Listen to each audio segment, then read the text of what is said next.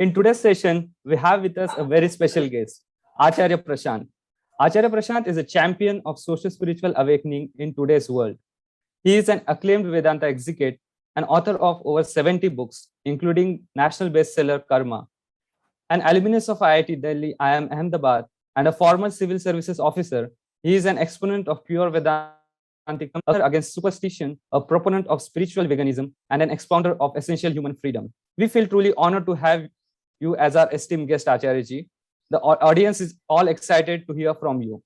But before we begin, we have a cover launch of the latest book by Acharya Prashant titled Maya, I Bow Before Thee, You Cannot Be Overcome. In this book, Acharya Prashant takes us towards an understanding of Maya as she plays out in our daily lives. Drawing on Vedantic seers and philosophers from all ages, he makes age-old wisdom accessible in a modern-day context. If you have the courage to let go of your old beliefs, willingness to pay the price for an authentic life, and love for truth, this book is for you. So without further ado, I would like to invite Acharya ji to address the audience. So I'll begin with the first question, which also relates to the book. So Acharya ji, my question to you is, the concept of Maya, or the idea that the whole universe is an illusion, is at its core in Advaita Vedanta. However, Maya as a concept is unfathomable to many of us. So how can your book help the general audience without having the deep knowledge of Vedanta understand this concept? And are there any major learnings, especially for students like us, from this book? Namaste everyone. See, you said Maya is the concept that the universe is an illusion. The concept actually is that there is nothing called the universe. This universe that you and I perceive is a purely subjective entity.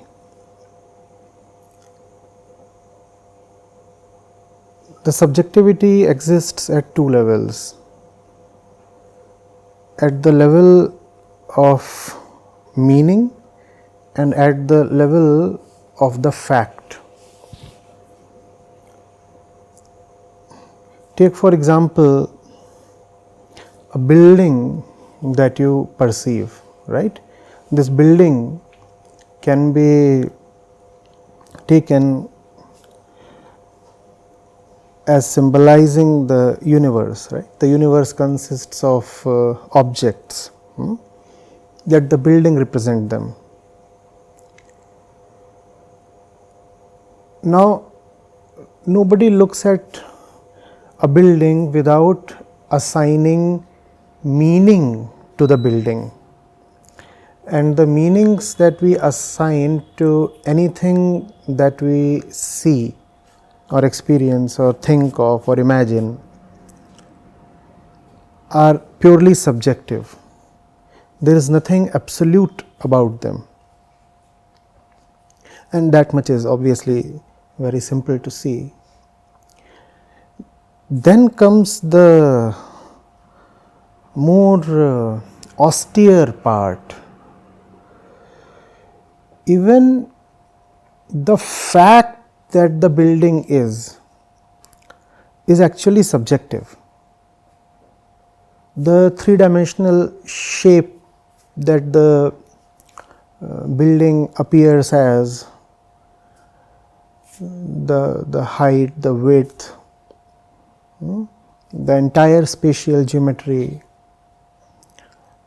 all that is a function of the way your brain is configured to look at things.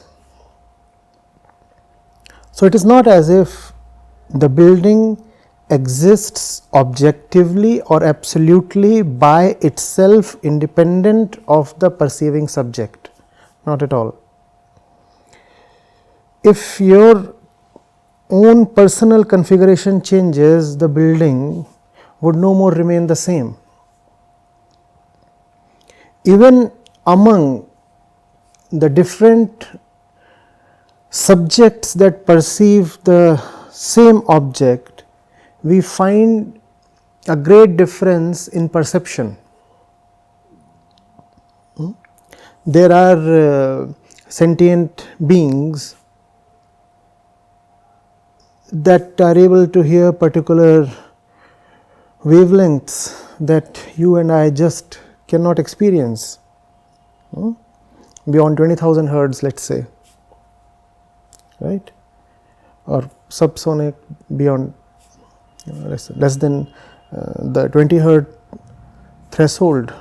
We won't just know. For us, there would be nothing to perceive, whereas for them, there would exist a reality, and that reality they would call as objective. That is the ego. To think of its own perceptions and projections as absolute. That is ego. To think of one's own projections and perceptions as absolute. So, when you look at the building, first of all, you attribute a meaning. Nobody looks at a building, I have said, I am repeating, without assigning a meaning. Someone is looking at a building out of jealousy, somebody out of curiosity, somebody wants to study the building, somebody wants to steal the building, somebody wants to own the building, somebody wants to rent the building. Somebody has just some kind of a memory associated with that building. Somebody might be just scared of buildings. So, there is that meaning part, and that meaning obviously is purely subjective. Because there is such a heavy component of subjectivity, in fact, because there is 100% subjectivity, therefore, what Acharya Shankar said was that the world is not how you perceive it to be. Mithya does not mean non-existent. When he said Jagat is Mithya, he didn't mean that the world or the universe does not exist at all. What he meant was that it does not exist in the way you think it does. What is the reality of the universe? That he called as Brahma. And Brahma, you cannot think of. Brahma is truly unfathomable. Therefore, the solution lies in just negating the subjective part, and that subjectivity we said is ego. Maya is another name for that. So, the more you get rid of Maya, the more you dissolve, and the more what remains is the absolute. You can call that as the Atman or Brahm or truth. It is an absence of the personal self, the subjective experiencer. Getting it? So, there is not much complication in the concept of Maya, because we all know that things are not as they appear to be, and the proof of that is our daily frustrations. Have things in your life or my life turned out as they promised to be? Why do we often feel deceived then? Why do we get setbacks? Why do we then say that, oh, I misinterpreted? The thing is, it's only sometimes that we admit that we misinterpreted. Misinterpretation is happening all the time because the interpreter itself is illusory. The interpreter is called the ego. I am the interpreter, I am the ego, and because I am interpreting, so I am bound to misinterpret. This is Maya. So, Maya really does not principally or primarily have to do with the world as such. Before we set out to inquire and negate the external world, it is more important to investigate why we are first of all in illusion with respect to the external world. It is because Maya resides within. The experiencer himself is subject to greed, desire, fear, and many other such tendencies, due to which his entire perception is skewed, biased, distorted. He sees things where none exist, and that which exists he definitely fails to see. This is Maya. Maya is said to have two aspects, avaran and vikshep. The first one is about your failure to see the reality, and the latter is about seeing, projecting, imagining stuff that does not really exist. It should be obvious by now that this Maya, which resides within fundamentally, is at the root of all human misery. Because if you do not see a pothole where it exists, you will receive a rude jolt, won't you? At the same time, if you are driving down a highway and you start imagining that a deer has suddenly leaped in front of your car, then again you will receive a huge jolt. You might actually slam the brakes so hard that you might just hit your head against the windscreen, and you do not require an object outside the car to hit you. You will hit the car from inside and suffer. That is how we usually suffer, hurting and hitting ourselves from the inside when actually there is nothing outside to hurt us.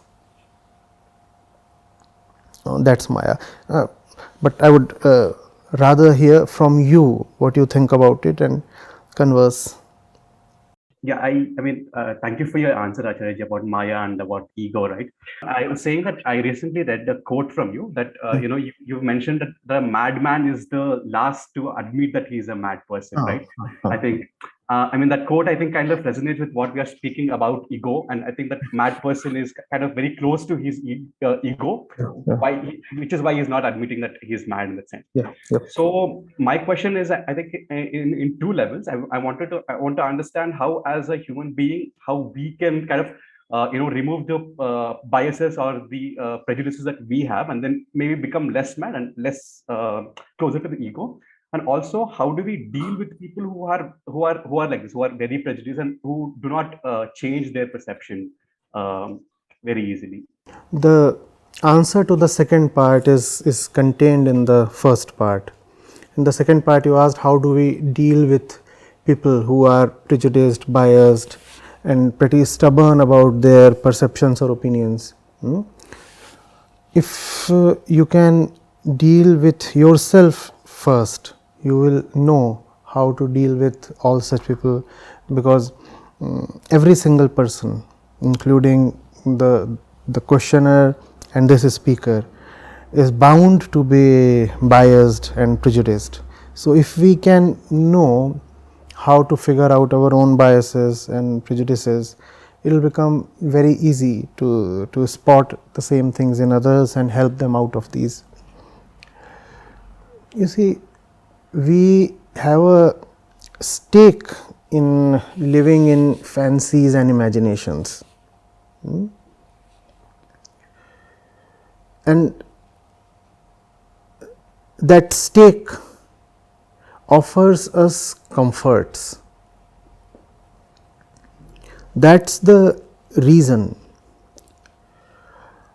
most people prefer imaginations over the reality. We are born deluded.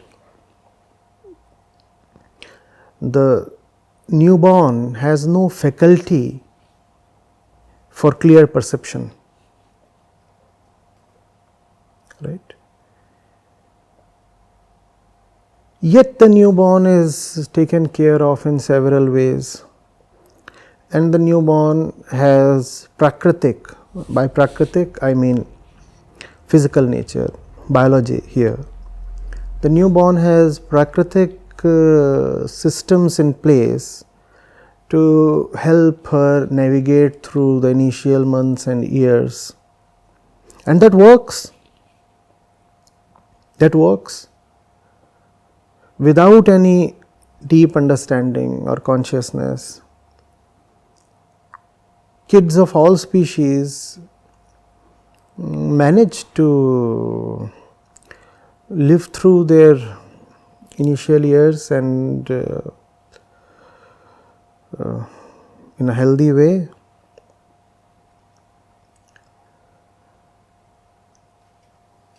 That tendency continues. In animals, the continuation of that tendency is not a problem, because their consciousness anyway has no urge towards liberation. But in human beings there does exist that urge. But if you have to be liberated of your tendencies, the same tendencies that are referred to as internal bondages, the same internal bondages that result in several external bondages, then you have to pay the price for it. Paying price is a tough choice. Most people do not want to make that choice,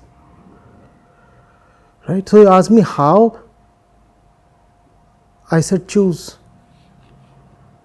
You ask me how to do it, I said choose to do it. The answer is so simple. The answer is frustratingly simple. How to drop your biases? Choose to drop your biases, because it is not that you do not know that you are biased. I will tell you why it is impossible to not know that you are biased. Life has no regards for your opinions or fancies. If you live in imaginations, you will keep struggling and hitting against events, and you will stumble and fall so many times, so many places, right? So life has an inbuilt mechanism to communicate to you that you are not living in facts, let alone the truth, right? So we know, we are being delivered the message again and again. The diagnosis of our condition is not a secret. It is being displayed to us almost daily, right? Even when external situations do not display that, our internal climate is ample proof. If one were living rightly, why would one be so scared? Why would one be jealous or insecure or temperamental? There would be no need, right? So all these things clearly tell you that you are not living in a real world. You are living in your head. But then, as we said, one has to make efforts to break out of the jail, and one has to pay the price. The thing with our biological conditioning is that we are luxury loving people. Inertia applies not only to insentient objects, but much more to human beings. If you have been living in a certain way and you are used to it, then you grow 1,000 inner arguments against challenging the status quo. So, we do not want to pay the price, then that is all. Ignorance is actually nothing. Let nobody say that he or she is making the right choices in life because she does not know. We all know. We prefer to suppress the inner knowledge. It is an inner conspiracy against ourselves just because we want to continue enjoying certain privileges in life, certain physical privileges, material privileges, monetary privileges, right? And if you want to just test whether people are living in ignorance or self deception, there is a simple test. Go and declare something to them that takes them towards the truth. Declare loudly. Had they just been ignorant, they would have at least shown curiosity, if not welcome. But you will find that the moment you show the mirror to people, the moment you want to bring the truth to people, they actually actively balk away. They might even feel offended. What does that tell? They knew very well in advance that they were living in the false. They knew. That is the reason why the moment the truth shone, they became scared and defensive, right. So ignorance is just an ugly ploy against oneself. Nobody is really ignorant. We just do not choose to live rightly, to know the truth, to drop our biases. We have a stake there. Some small petty benefits we keep getting, and those petty benefits are enough to keep making us side with the false, bad. Thank you for the answer, Acharya ji. So we also had a question about God, which is from the audience. But before we move to that question, I had a question pertaining to what we spoke earlier. So you said that whatever universe we perceive is our subjective experience, and the only absolute truth is that is the Atman or the truth. So and this is at its core in Advaita Vedanta. And however, if you look at other like devotional practices where you worship a particular deity, so you are in essentially you are considering that deity to be higher than yourself. So be it in Bhakti Marga or like other practices in Vaishnava. So is it that in fact we are worshipping ourselves when we are worshipping God? So what are your thoughts on this? That's obvious. That's obvious. As an intelligent young man, it must be obvious to you. You go to sleep. You go to sleep. Can you still conceptualize a deity? You cannot. So the deity is obviously a product of the waking state of your consciousness. The deity is a product of your thinking mind. The moment your state changes, the moment your thought changes, All those fancy stories about God and so many other things, they just vanish, no? But truth or Atma or Brahm, they are not concepts, they are not products of imagination, they are not products of mind at all. Therefore, their very definition is that they are inaccessible to the mind. So, whatever happens to the mind, the truth remains. But if the mind changes, then contents in the mind will no longer remain.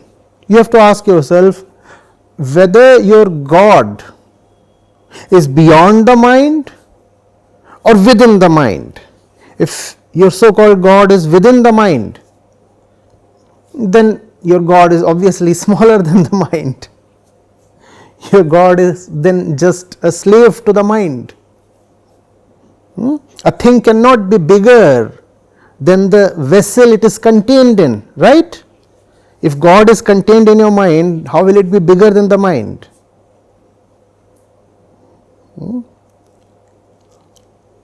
Brahm or truth are not really the contents of mind. Therefore, they are not amenable to a lot of discussion. One approaches them only via the negativa. You negate what is false, and then slowly the truth shines.